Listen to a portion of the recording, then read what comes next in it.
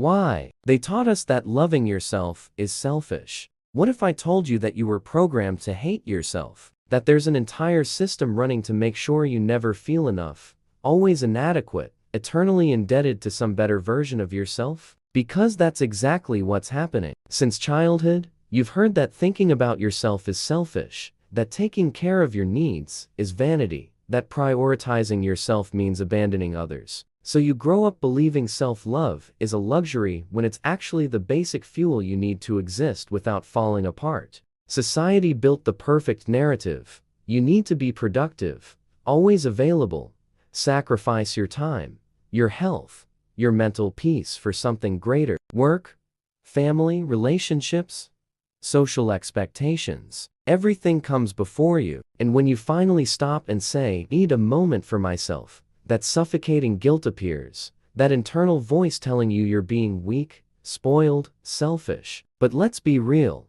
Who benefits when you erase yourself? Who profits when you don't set boundaries? Who wins when you accept crumbs of affection and call it love? A study published in the Journal of Personality and Social Psychology showed that people with low self-esteem tend to stay in abusive relationships and toxic environments longer, precisely because they believe they don't deserve better. This isn't coincidence. It's programming. They taught you that settling is virtue, that complaining is weakness, that demanding respect is arrogance. And while you swallow hard and smile, the system keeps functioning perfectly at your expense.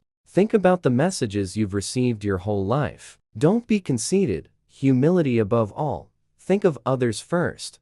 Beautiful phrases, right? But notice how nobody ever taught you the difference between genuine humility and self-sabotage. Nobody explained that you can be generous without emptying yourself completely. Nobody said that setting boundaries doesn't make you the villain. Instead, they bombarded you with guilt every time you dared choose yourself. So you go through life on autopilot, accepting less than you deserve, tolerating disrespect, ignoring your own needs. You become an expert at justifying why you can't do what would make you happy, why you shouldn't invest in yourself, why it would be wrong to prioritize your happiness. And when someone shows up practicing real self-love, setting firm boundaries, saying no without guilt, you feel something strange. It's not admiration, it's envy disguised as judgment, because deep down you recognize that freedom you never allowed yourself to have. Self-love was demonized on purpose. They called it selfishness, narcissism, being dramatic. They made you believe that taking care of yourself is weakness, when in reality it's the most revolutionary act that exists. Because when you start truly valuing yourself, you stop accepting just anything. You stop sustaining dynamics that destroy you. You stop being useful to people who only want you convenient. And that, my friend, scares a lot of people. So reflect. How many times did you give up something important to you because you were afraid of seeming selfish? How many opportunities did you let pass because you thought you didn't deserve them? How many times did you shut up, diminish yourself, erase yourself to not bother anyone? Now answer honestly, who really benefited from that? Because I bet it wasn't you. Drop in the comments. When was the last time you prioritized your needs without feeling guilty? Hit like if this resonated and subscribe to keep unprogramming these inconvenient truths. How the system profits from your low self-esteem. What if your insecurity was the most profitable product on the market? Because that's exactly what it is. There's a billion-dollar industry built on top of your feeling of inadequacy. The more you hate yourself, the more you consume. The more you feel insufficient, the more you spend trying to fill that void. And the system knows this. It's not conspiracy theory, it's business model. Think about it. You wake up, grab your phone, open social media, and within 5 minutes, you've seen 30 perfect bodies, 20 flawless lives, 10 meteoric successes. And then that feeling hits. You're behind, you're ugly, you're a failure. Your life is mediocre compared to that. And when you're feeling like garbage about yourself, guess what appears? Ads, miracle solutions, products promising to transform you into the version you should be, clothes to look more attractive, courses to become smarter, supplements to get healthier, everything selling the idea that you, the way you are right now, don't cut it. A study by the American Psychological Association revealed that constant exposure to unrealistic standards of beauty and success on social media is directly linked to increased anxiety disorders and depression, especially among young people. But this isn't a side effect. It's the goal. Because an insecure population doesn't question, doesn't rebel, just consumes,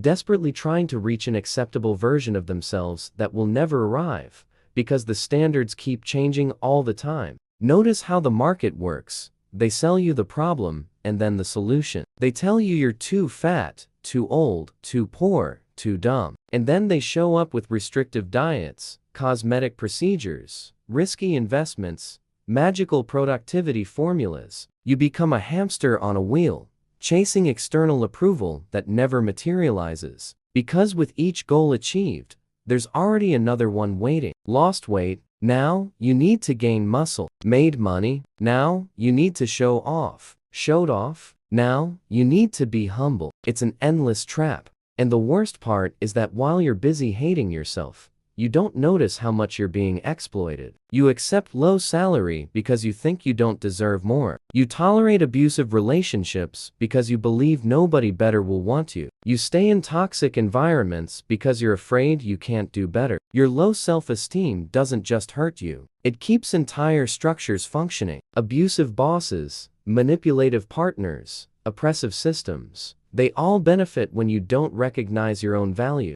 Now comes the part nobody wants to admit. Even people around you might have an interest in keeping you small. Not necessarily out of malice, but because your evolution is uncomfortable. When you start valuing yourself, you set boundaries. And boundaries are uncomfortable for those who were used to using you as an emotional doormat. That friend who always reached out to vent, but was never available when you needed her. That boss who only praised you when he wanted unpaid overtime. That family member who constantly criticized you disguised as concern. They all lose power when you wake up to your own value. Self-love is dangerous to the system because it takes you out of the position of desperate consumer and puts you in control. You stop seeking external validation. You stop tolerating crumbs. You refuse superficial relationships. You demand what you deserve. And that, for many people, is threatening. Because if everyone starts truly valuing themselves, who's going to accept the bad conditions? Who's going to sustain the toxic dynamics? Who's going to consume empty promises? So understand this. Every time you diminish yourself, someone is profiting. Every time you accept less than you deserve, you're keeping a system running. And every time you practice genuine self-love, you're committing an act of rebellion against all of this. Comment here. What message did you receive that made you doubt your worth? Hit like if you're starting to see the game, and subscribe to continue the silent revolution. Why setting boundaries is the greatest act of self-love.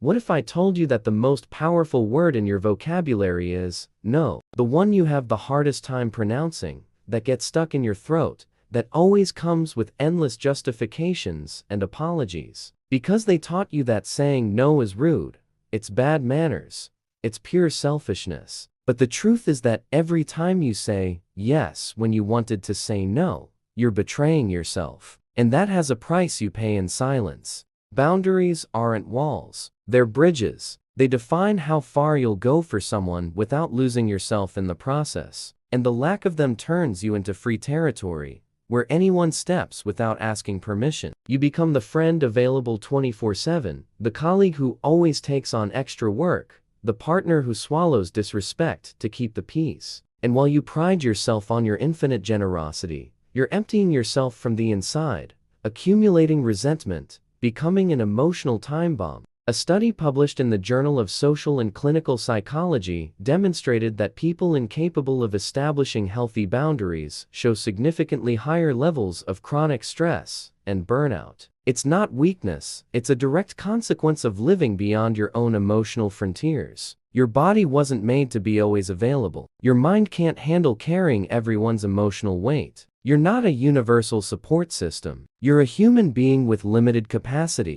But then comes that story. If I say no, they'll think I'm bad.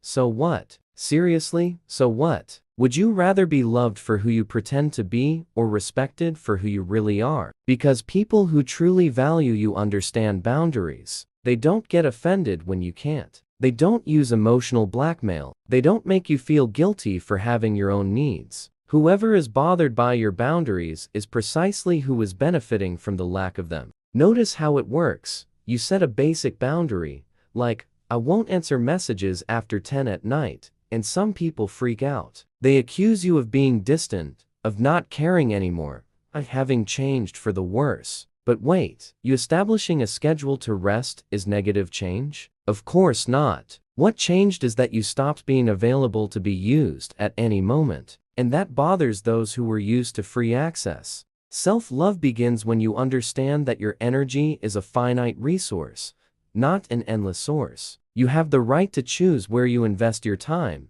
your attention, your presence. It's not an obligation to accept every invitation, answer every message, solve every problem others have. You can help whoever you want without sacrificing yourself in the process. You can be generous without erasing yourself. You can love others without stopping loving yourself first. And here's a truth nobody told you. The people who don't respect your boundaries don't truly love you. They love what you do for them, the convenience you represent, the role you play. But you, the real person with needs and boundaries, that version is uncomfortable because it demands reciprocity. It demands effort. It demands that the other person also give. And many people aren't willing to do that. So when you start practicing self-love and setting firm boundaries, be prepared. Some people will leave your life. Others will test you, push your frontiers, try to make you feel guilty. Let them. That's natural filtering. Whoever stays is whoever truly deserves your space. Whoever respects your boundaries, respects you. And whoever doesn't, well, they were part of the problem, not the solution. Boundaries are a declaration of self-love. They're you saying, I matter, my needs are valid, my time has value. And if that seems arrogant to someone, the problem is with that person's framework, not with you. Because the reality is you don't need approval to respect yourself. You need courage. Courage to disappoint those who want you convenient. Courage to lose those who only want you available. Courage to choose your peace, even if it costs superficial relationships. Drop here. What boundary do you need to set, but are still afraid to? Hit like if you recognize some situation, and subscribe for more content that helps you stand your ground without guilt. How to practice self-love without becoming a prisoner of guilt. What if the biggest obstacle between you and self-love is precisely the guilt you feel when practicing it? Because that's what happens. You decide to prioritize yourself. Do something for yourself. Set a necessary boundary, and then that feeling appears.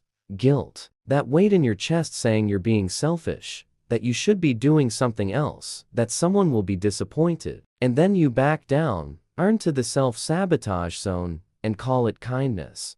Guilt is a control tool. They taught you to feel guilty whenever you dare put yourself first. And that wasn't an accident. It was strategy to keep you manageable, predictable, useful. Because a person who practices self-love without guilt is uncontrollable. They don't accept crumbs. They don't tolerate disrespect. They don't sustain relationships that drain them. And that scares those who are used to benefiting from your self-denial. A study from Stanford University showed that people with high levels of self-compassion display greater emotional resilience and ability to deal with adversity, precisely because they don't turn every personal choice into a moral battlefield. They understand that taking care of yourself isn't a crime against humanity. It's a basic necessity to keep functioning without falling apart. But let's be clear about one thing. Self-love isn't about becoming an insensitive jerk. It's not about ignoring everyone and only thinking about yourself. That's a caricature created to demonize the practice. Genuine self-love is about balance. It's recognizing that you can't give from emptiness. You can't take care of anyone if you're neglecting yourself. You can't be a safe harbor for others if you're drowning alone. Putting the oxygen mask on yourself first isn't selfishness. It's survival strategy. So how do you do this in practice? First, identify where you're betraying yourself. Those situations where you smile on the outside, but are dying inside. Those commitments you accept because you're afraid to say no.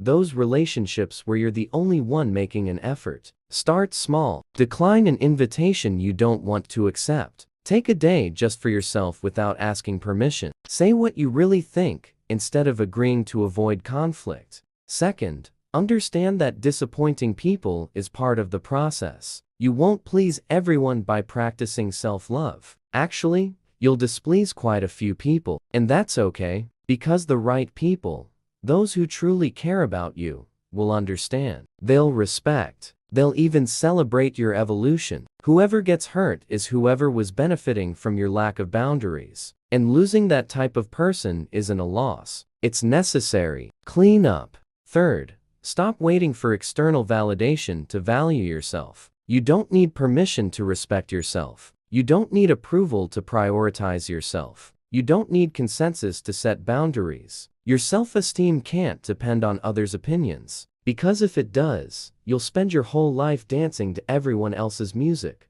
forgetting you also have the right to play your own melody. Self-love is rebellion because it goes against everything they taught you. It's subversive because it challenges entire structures. It's revolutionary because it changes not just your life, but the relationship standard you accept. When you truly value yourself, you raise the bar, and that forces everyone around you to also evolve or get out of the way. So start today, not tomorrow when things get better, not when you feel ready. Today, do one thing for yourself without justifying it to anyone. Set a boundary you've been postponing. Say no to something you don't want to do. And when guilt appears, because it will appear, take a deep breath and remember, you're not being selfish. You're being whole. You're choosing to exist instead of just surviving. You're practicing the most radical act that exists in the sick system. Loving yourself without apologizing. Comment here, what will be your first act of self-love today? Hit like if this content moved you. Subscribe to continue this deprogramming journey and share with whoever needs to hear this. Because revolution that doesn't spread doesn't transform.